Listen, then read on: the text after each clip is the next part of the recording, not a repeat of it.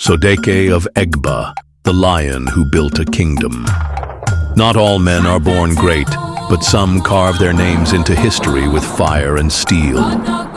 Sodeke was one of them, the fearless warrior, the unshakable leader, the man who turned wandering refugees into a mighty people. When the world crumbled around the Egba, he stood. When enemies closed in from all sides, he led.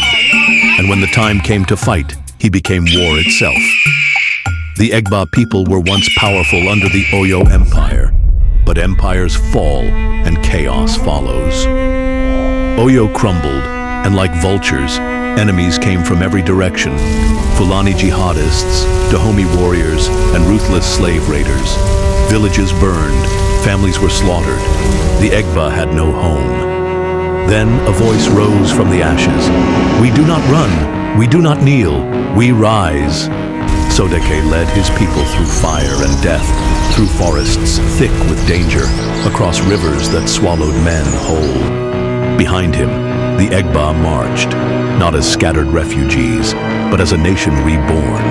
And then they found it, a massive rock standing tall like an ancient guardian, Abeokuta, the land under the rock.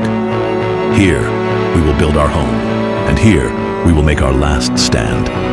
The battle that shook the earth, Dahomey, the land of warriors, heard of Abeokuta. Their king, Gezo, laughed. What can homeless men do? Burn their little village to the ground. So they came, thousands of them, warriors painted in blood red, armed with muskets and blades, believing victory was theirs. They were wrong.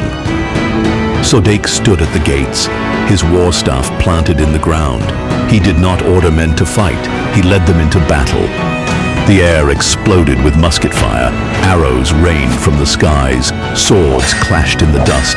Dahomey warriors rushed forward, their war cries filling the air, only to be met with Egba steel. And in the middle of it all, Sodeke was unstoppable. His blade carved through enemies like a god of war. His warriors, seeing him fight, fought like men possessed. His voice roared over the battlefield. Abeokuta will never fall.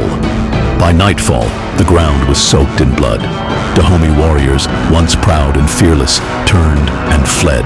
Abeokuta stood, unshaken, unbroken, and Sodeke's name was carved into history.